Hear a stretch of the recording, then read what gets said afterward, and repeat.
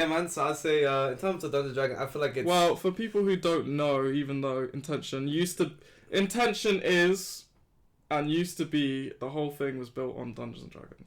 it's true. So there are some people who might understand what Dungeons and Dragons are through that association with Intention. However, to the uninitiated, what is Dungeons and Dragons, Anders?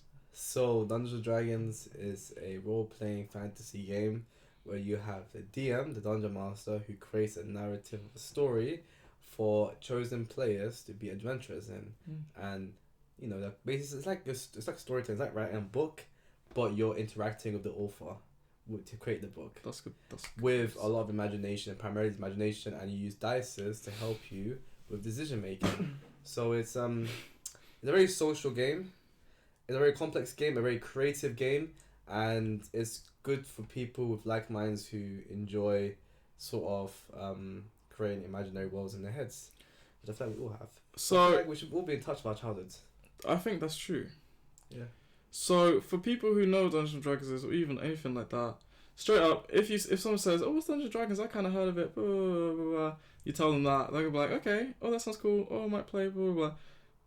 The thing that, and the reason why I hate Dungeons, I have such a evil relationship with Dungeons and Dragons now, is I say to people, "Oh, what's Dungeons and Dragons?" "Oh, Dungeons and Dragons is an amazing thing. You should play it." But like, no one understands, and then no one really cares about it. So then, for me to be able to be like, "Oh, I want to talk about Dungeons and Dragons stuff," I'm just like, oh, just even to myself, I'm just thinking like, oh, just like shut the fuck up about Dungeons and Dragons. Like, it's getting old, it's getting bored. No one wants to play. Obviously, no one wants to play. You have few people who are interested, but it's like, how am I able to even show this to people? How am I able to actually get people to be like excited about it? You're a DM yourself, like, you know how difficult it is to even engage your players, let alone people who don't even give a fuck about Dungeons and Dragons, I feel like the difference is that from your side, you're seeing it more as the potential of business that you can make out of it. How you can turn it into something more and more of like a career. I guess for me, it takes a lot of time as a DM. So being able to use a lot of time to create the story narrative, the situation that goes on, your plot twists, battles, enemies, everything. I feel like that's because I have a group of friends that I play it with, and it gives me that feeling of, oh, we can come together. There's a reason for us to come together every like 2 weeks to just hang out and just do that.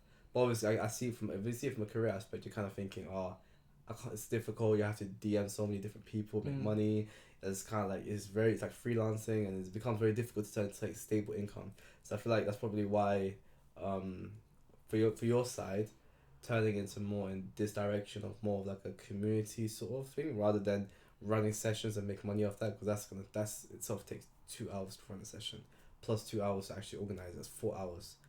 That's 4 hours of work, and you have to constantly do that, and it's very draining. So I feel like turning into this type of direction you're taking makes sense. So turning into a website, that sort of direction, it works. Do you